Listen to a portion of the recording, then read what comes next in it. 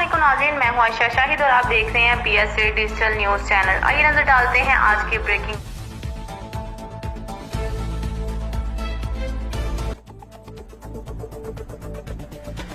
मौजूद हैं UC93 PP 152 NA 126। ये हमादत साहब का इलाका है, अरशाद डोगर साहब का इलाका है। यहाँ पर UC93 के पाकिस्तान तरीक़े इंसाफ के एडिशनल जनरल सेक्रेटरी जनाब मोमिन अब्बास साहब हम मौजूद हैं। वो हमें बताएंगे पाकिस्तान तरीक़े इंसाफ UC93 के हवाले से कि वो पाकिस्तान तरीक़े इंसाफ को किस तरह मजबूत कर रहे हैं। जी मंशा साहब, बहुत शुक्रिया आपका, आपने इंटरव्यू के लिए मुझे टाइम के और मेरा मौक़िफ़ लेने के लिए आप आए, बहुत शुक्रिया आपका। जैसा कि आपके इल्म में है कि पाकिस्तान तहरीक इंसाफ दिन ब दिन मजबूत से मजबूत होती जा रही है, वफाक से लेकर ग्रास रूट लेवल तक और UC से वार्ड तक। ये और दूसरा ये है कि हम काम करने पर और अमली इक़दामात पर यकीन रखते हैं। और जैसा कि पिछली गवर्नमेंट्स ने बहुत से मामला बंद पार की आबादी के लिए किए थे, लेकिन वो सिर्फ कागजी थे। और आज अल्हम्दुलिल्लाह हम पूरी कोशिश कर रहे हैं कि हम इलाके के जो बुनियादी मसाइल हैं उनको फोकस करके और उनकी आवाम की तरजीहात के मुताबिक तरक्याती मनसूबों को उसमें डालें।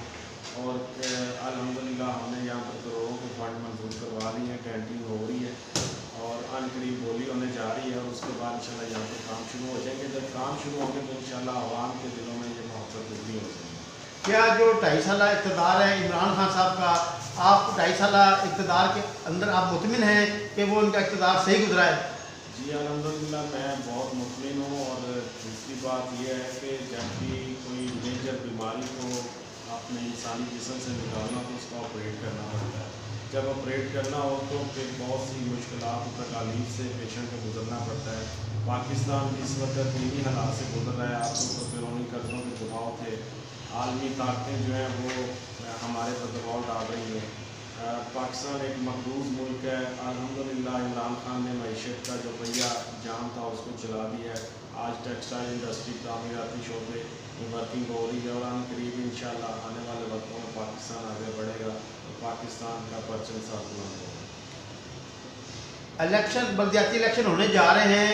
जो पहले हमाद साहब ने इलेक्शन से पहले जो वादे किए थे, बल्दियाती इलेक्शन से पहले उस पर अमल दरामद हो जाएगा इंशाल्लाह। आने वाले वक्तों में आप देखेंगे कि आइंदा आने वाले चंद माह में पाकिस्तान तहरीक इंसाफ का ये नौजवान लीडर मियां हमाद, जिसको मैं नायब कप्तान कहता हूँ, वो इंशाल्लाह बंद पार की वादियों में रिकॉर्ड तरक्याती काम करवा कर ये मुखालफिन को बताएगा कि काम ऐसे होते हैं। इंशाल्लाह आप देखेंगे और इंशाल्लाह आने चंद माह बाद आप खुद ही मेरा इंटरव्यू करने आएंगे कि वाकई मोहन साहब आपके पास सच की है।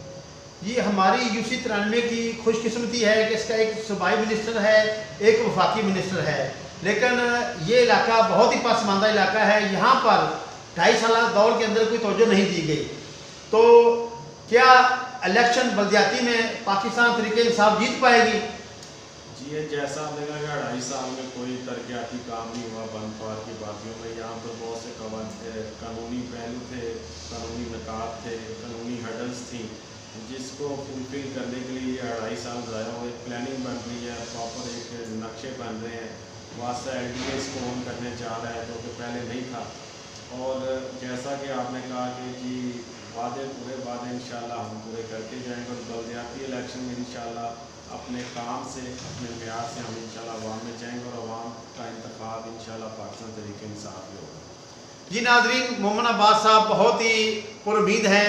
वो कहते हैं कि अगर पाकिस्तान तरीके साहब ने मुझे UC93 के अंदर भी बल्दियाती इलेक्शन के हवाले से भी जिम्मेदारी दी तो मैं उसको भी ऐसे तरीके से निभाऊंगा। और मैं पाकिस्तान तरीके इंसाफ UC93 के अंदर मजबूत करने के लिए तैयार किया हुआ है।